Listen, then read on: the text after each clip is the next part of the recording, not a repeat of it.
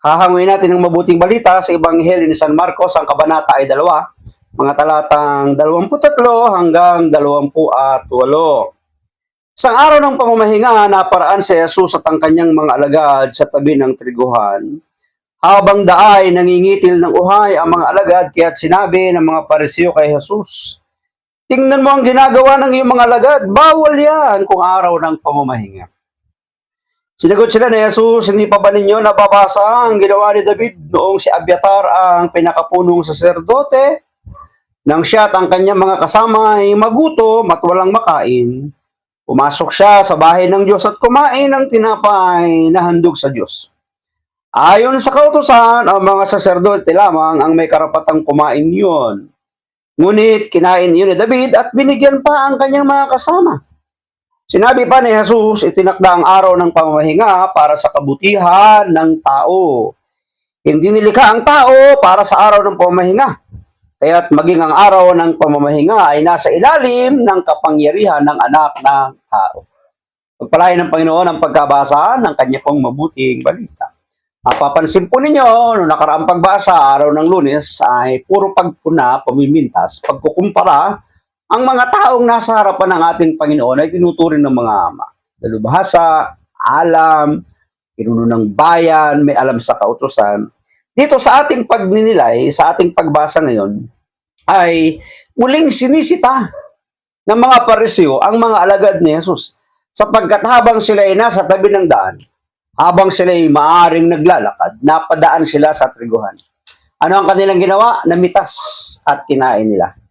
Bakit? Kasi yung trigo daw ay parang palay din yan na pwedeng kaining hilaw. Na ako po ay maliit pa kapag ako ay nasa palayan, kapag hinog na yung palay, umipitas ako ng konti niya, kinakain ko yung laman eh. Naalis ko lang yung pinaka-ipa. Tapos yung pinaka-butil kinakain. Ganon din yung trigo. Maaring ng mga panahon na yun, nagutom yung kanyang mga alagad. Kaya pumitas, pantawid gutom man lang. Kahit na paunti-unti, kinain nila yon. Ang nakita dito ng mga Pariseo ay yung araw ng pamamahinga, hindi yung kagutuman ng mga alagad na pantawid gutom yung kanilang pagkain kasi namitas nga sila. Hindi ba? Bawal yan, araw ng pamamahinga. Ano ang sabi ng Panginoon sa kanyang mga kausap? Tandaan ninyo, ang araw ng pamamahinga ay ginawa para sa ikabubuti ng tao, hindi para sa ikasasama ng tao. So, madalas, pinupunan nila ang ating Panginoon na tinatawag na Sabbath breaker. Palaging tagapag-suway, pasaway, tagalabag ng araw ng pamamahinga na para sa kanila, walang dapat gawin. May mga panahon at pagkakataon nga, sabi ng Panginoon sa kanila kung ang inyong mga alagang hayop, baka, asno, nahulog sa balon na araw ng pamamahinga, hindi nyo ba iaahon? Hihintayin nyo pa ba ang kinabukasan? Kung ang inyong anak ay nahulog, araw ng pamamahinga, hindi nyo ba iaahon? Hintayin nyo pa kinabukasan? Sabi ng Panginoon sa kanila, mga mapagpaibbabaw. O, di ba? Tama, sabi ng Panginoon. Ang araw ng pamamahinga ay nilikha para sa kabutihan ng tao. Puntahan na po natin ang pinakasusing salita ng ating pagdinilay. Itinakda ang araw ng pamamahinga para sa kabutihan ng tao. Madalas tayong nahulog sa patibong ng legalismo. O, di ba? Minsan ganun eh. May mga batas na pinapairal, may mga batas na ipinapatupad, pero hindi naman pangkalahatan kung sino lang yung maituro, kung sino lang yung hindi niya kaalyado, kung sino lang yung hindi niya kakampi, kung sino lang yung taong sumusunod sa kanya. Pag hindi na sumusunod, ipapataw yung batas, yung patakaran. Pero kapag kakampi, kahit lumalabag, okay lang yan, di ba? Legalismo, parang yung mga Pariseo ganon. Madalas tayong mahulog sa patibong ng legalismo, sinusunod natin ang batas pero nakalilimutang magmahal. Kaya tama ang sabi ng Panginoon ang pagsamba at paglilingkod ng aking bayan ay sa bibig lang nang gagaling, hindi sa puso, hindi sa kalooban ng pagkatao. Bakit? Walang pagmamahal eh. May mga panahon pa nga sinasabi ang Panginoon Jesus sa kanya sa kanyang mga alagad. Darating ang panahon na ang mga taong ito ay ipapapatay kayo sa pag-aakalang sila ay naglilingkod sa Diyos. Biro mo, aakalain nilang sila ay naglilingkod sa Diyos, makapatay man ng kanyang kapwa, makapanakit man ng kanyang kapwa, makapaminsala man ng kanyang kapwa, Kasi isipin niya, siya ay naglilingkod sa Diyos. Paalala ni Jesus sa kanyang mga alagad, na darating ang panahon, ipapapatay kayo, isasakdal kayo, hahagupitin kayo, dahil sa pag-aakala nilang sila'y naglilingkod sa Diyos. Bakit? Walang pagmamahal ang mga paglilingkod. Sa Ebanghelyo, pinuna ng mga Pariseo ang mga alagad ni Jesus dahil sa pag-aani sa araw ng pamamahinga. Ngunit, ipinakita ni Jesus na ang tunay na diwa ng pamamahinga ay ang pagbibigay buhay, hindi pagbibigay pasakit. Di ba?